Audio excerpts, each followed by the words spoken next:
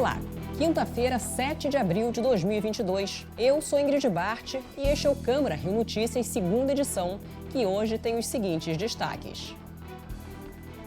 Vereadores aprovam um projeto que define as bases para a instituição de zonas livres de agrotóxicos na cidade do Rio de Janeiro até o ano de 2030. Para a gente é muito importante que o Rio de Janeiro dê um pontapé inicial nisso, para que a gente comece a fazer isso no Rio de Janeiro e seria o Rio de Janeiro livre de agrotóxicos. Comissão Especial do Plano Diretor realiza a 5ª audiência pública. A discussão foi sobre o parcelamento do solo no município do Rio. E no Dia Mundial da Saúde, a Câmara do Rio realiza audiência pública para discutir a situação do plano de cargos e salários dos servidores municipais do setor. Não saia daí, a gente volta já.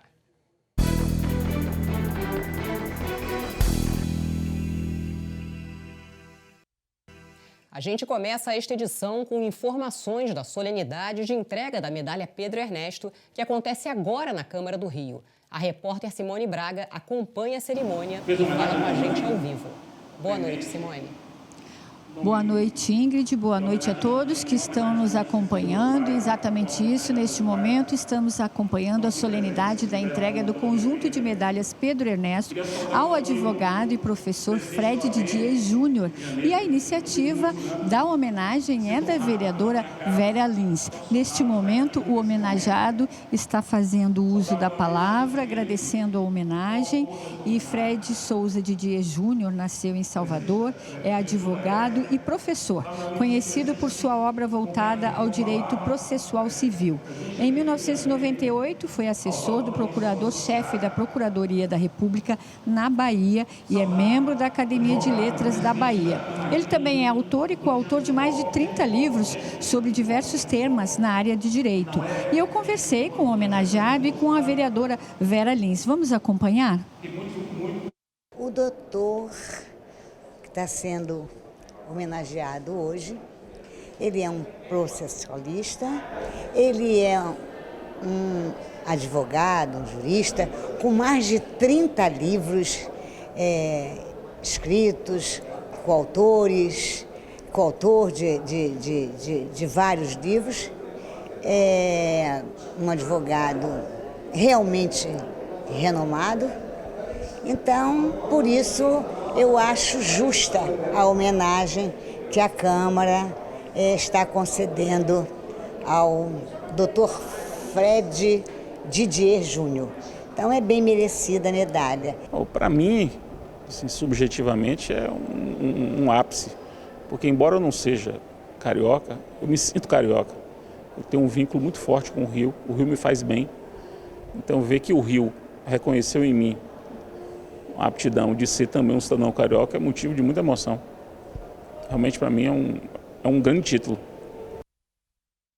A reunião na tarde desta quinta-feira discutiu na Câmara do Rio o projeto do Poder Executivo sobre os valores dos vencimentos dos professores adjuntos de educação infantil. A proposta é que os salários sejam equiparados ao piso nacional do magistério. A reunião com o novo secretário de Educação, Antônio Lousão, contou com a participação de vários parlamentares e do presidente da Câmara, Carlos Caiado. Eles discutiram o projeto de lei de autoria do Poder Executivo que trata da tabela de vencimentos da categoria funcional de professor adjunto de educação infantil. O vereador Tarcísio Mota, vogal da Comissão de Educação, considerou a reunião importante. Vai ser encaminhado à casa a estimativa orçamentária para o que vai significar de gastos. Acho que é correto que o Executivo sempre encaminhe para casa a estimativa orçamentária, mas não há nenhuma razão para que esse projeto não seja aprovado hoje por unanimidade. Não vamos resolver todos os problemas da educação pública, mas nós resolveremos uma injustiça pontual, mas importante, para que a gente possa fazer com que nenhum profissional ganhe menos do que o piso salarial nacional, nem seja um profissional visto como segunda categoria na rede.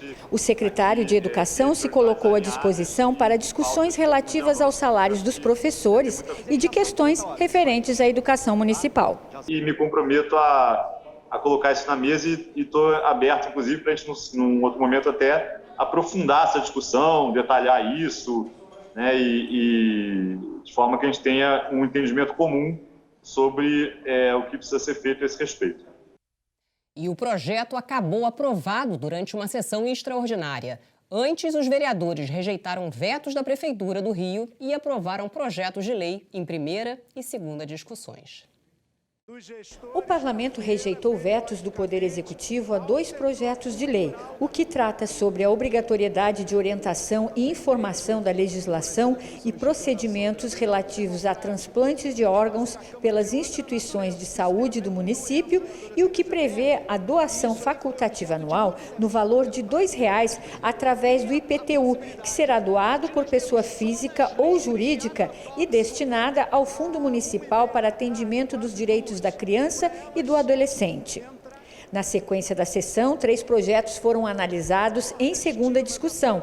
Um foi adiado e 2 aprovados, entre eles o que trata dos primeiros socorros nas academias de ginástica do município e o de autoria da vereadora Tânia Bastos, que tomba como bem de natureza imaterial da cidade do Rio de Janeiro a caminhada em prol da conscientização do autismo. Durante a sessão, os vereadores também analisaram projetos em primeira discussão. Alguns foram adiados e outros aprovados, entre eles o de autoria da vereadora Rosa Fernandes, que prevê a implantação de sinalização de meios de transporte em parceria com a concessionária Metrorio e que deverá conter informações de acessos de entorno dos diversos meios de transportes e de pontos turísticos. Aprovado também o projeto que define as bases para a instituição de zonas livres de agrotóxicos no município até o ano de 2030, de autoria do vereador Vitor Hugo. O projeto é muito importante para nós, que na verdade é um compromisso do nosso país com a Agenda 2030, que é a redução de agrotóxicos, e na verdade é gradativamente a redução gradativa de agrotóxicos até o fim total do agrotóxico até 2030. E para a gente é muito importante que o Rio de Janeiro dê um pontapé inicial nisso, para que a gente comece a fazer isso no Rio de Janeiro e seria o Rio de Janeiro livre de agrotóxicos. Outro projeto aprovado em primeira discussão foi o que cria a área de relevante interesse ecológico da Serra da Posse, no bairro de Campo Grande. Esse projeto ele veio como nosso mandato, está aí à disposição à população, veio a partir de uma demanda da sociedade civil, que é o Nosso Bosque, que faz um trabalho excepcional lá no Morro da Posse. Esse projeto também, eu até era para ter discutido antes, mas está em consonância junto com a Prefeitura. A gente está há alguns meses conversando com a Prefeitura, com o líder do governo. Algumas vezes aqui já adiei, mas graças a Deus a gente conseguiu colocar para votar. Aprovado o projeto de lei de autoria do vereador Raimon, que inclui no circuito cultural de Oswaldo Cruz a casa onde residiu por mais de 50 anos o compositor, baluarte e um dos líderes da velha guarda da Portela, Otto Henrique Trepete, mais conhecido como Casquinha da Portela. Esse projeto aprovado hoje, ele faz uma reparação.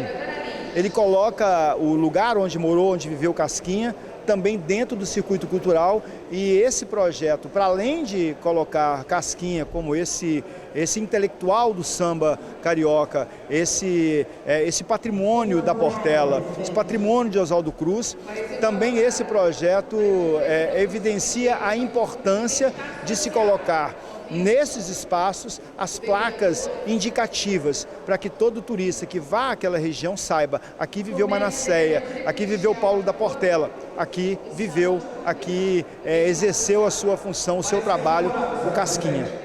Nesta quinta-feira, os parlamentares também realizaram uma sessão extraordinária onde foi discutido e aprovado em primeira discussão o projeto de lei de autoria do Poder Executivo, que trata da tabela de vencimentos da categoria funcional de professor adjunto de educação infantil. O projeto voltará em segunda discussão.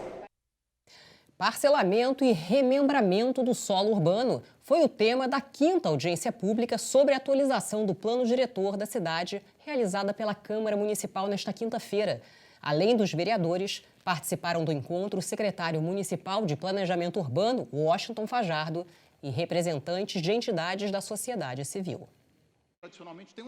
O 5º debate sobre o plano diretor tratou de parcelamento do solo no município. As normas delimitam áreas por meio de loteamento ou desmembramento e também de remembramento, ou seja, quando terrenos adjacentes são reagrupados para a constituição de lotes maiores. O vereador Tarcísio Mota disse que concorda com vários pontos do plano, mas ainda considera tímidos os avanços propostos. A distância entre o que é diretriz e princípio, o que queremos fazer e aquilo que está dito nas regras propriamente ditas desse mesmo plano. E aqui onde mora o debate que eu acho que precisa ser feito. Aqui onde, apesar de começar concordando muito com o que o secretário está apresentando, eu acho que o plano tem problemas. Na prática, ele tem problemas, ou é, no mínimo, muito tímido naquilo que ele precisa ser feito. De acordo com o texto do projeto de lei complementar 44 de 2021, o parcelamento fica condicionado à conservação de áreas verdes e frágeis. A proposta traz ainda os casos em que o parcelamento do solo não será permitido, como em áreas de preservação permanente e em terrenos onde as condições geológicas não aconselham a edificação. O presidente da Comissão Especial, Rafael Aloísio Freitas, acha válido que conste expressamente o que o Poder Executivo pretende.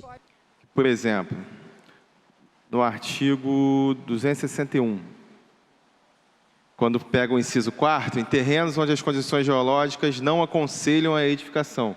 Acho que se não aconselham, fica muito vago. Talvez tivesse que dar uma especificada, né, em que situações são essas. Vice-presidente da comissão, Tainá de Paula, também apontou falhas nas proposições. E acho que é uma grande fragilidade desse plano, falar das diretrizes e não falar, não carimbar, pelo menos, as nossas grandes intenções. O que nós vamos fazer, por exemplo, com as nossas vilas, com a nossa legislação de vilas, finalmente, vereador Tarcísio?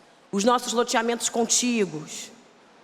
Qual é o nosso entendimento de perímetro urbano e se nós queremos, de fato, que o Rio de Janeiro seja 100% urbano?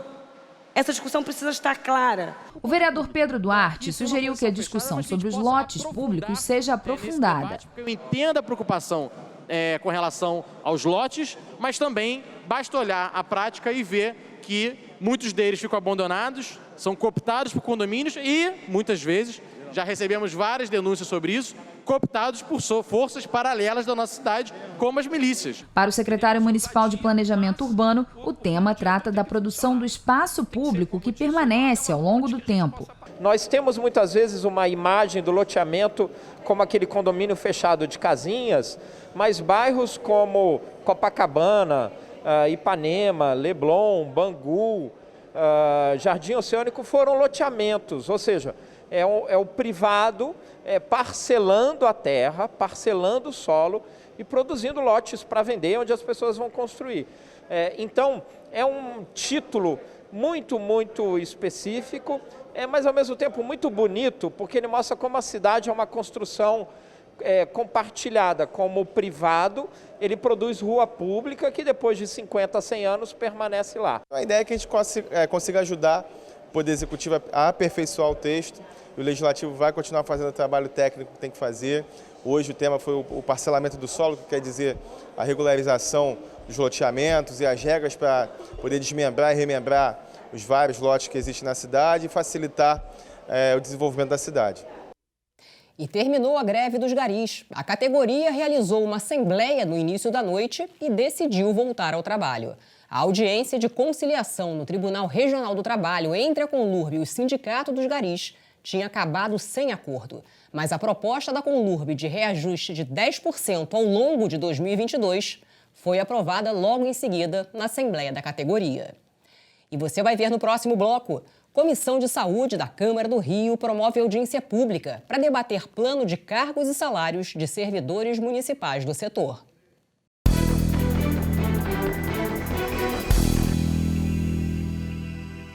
No Dia Mundial da Saúde, a Comissão de Higiene, Saúde Pública e Bem-Estar Social da Câmara de Vereadores realizou audiência pública para discutir a situação do plano de cargos, carreiras e salários dos trabalhadores do setor no município. A proposta, que está sendo elaborada pela Prefeitura, deve beneficiar 15 mil profissionais. Desde 2010, a Câmara Municipal vem debatendo um plano de cargos, carreiras e salários para os profissionais da saúde do município. Nesta quinta-feira, a Câmara Municipal promoveu uma audiência pública de maneira híbrida para debater a situação do plano. A previsão é de que a proposta, que está sendo elaborada pelo Poder Executivo, contemple cerca de 15 mil profissionais da saúde. Nós precisamos, e a reunião hoje aqui para que é? para mostrar aos profissionais de saúde como está o andamento do plano, que é uma discussão entre o governo e os órgãos sindicais que representam os profissionais de saúde. A Câmara está entrando nisso, o presidente da Câmara e a Comissão de Saúde, na tentativa de forçar, de cobrar que o governo agilize a entrega do plano. Qual plano nós não conhecemos ainda. E a Câmara só pode trabalhar quando tiver um plano na mão. Participaram da audiência vereadores, profissionais da saúde e representantes de sindicatos da categoria. A gente precisa de contratação, de concurso público. As pessoas têm que entrar por concurso público. Esse debate tem que ser feito. Um dos objetivos da proposta é a equiparação salarial para a categoria. O plano deverá ser enviado à Câmara para receber emendas e ser votado pelos parlamentares. Nós precisamos da adesão, talvez de mais colegas vereadores, de todos os vereadores desta casa, eu até diria, porque é uma causa mais do que justa. Defender que tenha concurso público, defender que a cidade atenda àquilo que é obrigação dela, que é cuidar da saúde do povo via Estado. O direito à saúde é um direito universal e a gente precisa afirmar isso sempre. Precisa afirmar a defesa do SUS, a defesa do Sistema Único de Saúde. Uma pesquisa da Federação do Comércio do Rio revela a tendência para as vendas na Páscoa este ano. Mariana Rosadas tem os detalhes.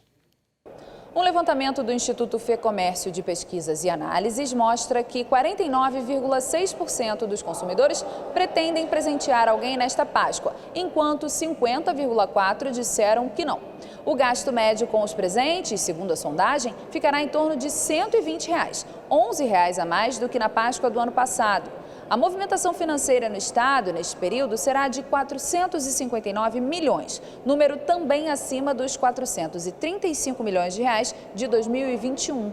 O item preferido para as compras desta época continua sendo o ovo de Páscoa, com 56,3%, seguido dos bombons, com 43,8% e das barras de chocolate, com 41,4%. A Liga Independente das Escolas de Samba iniciou a venda dos ingressos para as arquibancadas populares, visando os desfiles do Grupo Especial nos dias 22 e 23 de abril. São 8.500 entradas. As reservas são feitas pelo telefone e a retirada dos ingressos acontece no próximo sábado. A jornalista Ana Paula Araújo foi homenageada pela Câmara Municipal do Rio nesta quinta-feira com a medalha Chiquinha Gonzaga. A premiação foi na Sala da Presidência, no Palácio Pedro Ernesto. A iniciativa foi do vereador Carlos Caiado, presidente da Câmara Municipal do Rio, que destacou o trabalho da jornalista Ana Paula Araújo e a importância da compositora Chiquinha Gonzaga, que dá nome à medalha. Chiquinha Gonzaga representa muito a luta das mulheres e a Ana Paula Araújo, na nossa opinião, ela representa a essência da medalha, né? Escritora, ela leva a voz para milhões de brasileiros, e é da nossa cidade do Rio de Janeiro, e sempre levando a voz da mulher, a valorização, quanto é importante da participação da mulher, inclusive sempre de forma muito transparente. E ela também é escritora, então é muito importante a gente poder ter feito essa homenagem para ela, para registrar e simbolizar e que servir de exemplo para inúmeras mulheres e adolescentes que estão vindo aí exercer a sua função. Ana Paula Araújo é mineira de Juiz de Fora e se formou em comunicação social pela Universidade Federal Fluminense. Seu trabalho começou a ganhar destaque nos anos 90 do século XX. No Rio, passou pelas TVs Record e Manchete, de onde saiu para a TV Globo. Preocupada com o aumento exponencial das denúncias de estupro no país, a jornalista decidiu escrever um livro. Abuso, a cultura do estupro no Brasil, foi lançado em 2020, depois de 4 anos de pesquisas e pelo menos 100 entrevistas, e revela a preocupação dela com as questões do universo feminino. Essa atuação da jornalista ajudou a embasar a indicação para a medalha Chiquinha Gonzaga, dada a mulheres que se destacam em questões humanitárias, democráticas, artísticas e culturais. Eu estou muito honrada, muito feliz, quero agradecer muito à Câmara por essa homenagem tão bonita e que fala tanto, é tão especial para nós mulheres, né? Primeiro porque a Chiquinha Gonzaga foi uma mulher muito à frente do seu tempo, uma mulher batalhadora, conseguiu viver da arte dela numa época em que era ainda mais difícil ser mulher, então só de ter uma uma homenagem com esse nome, eu já fico muito honrada, porque Chiquinha foi uma pioneira e acho que lembra muito a todas nós mulheres as lutas que nós ainda temos que travar e que estamos deixando, inclusive, para que gerações futuras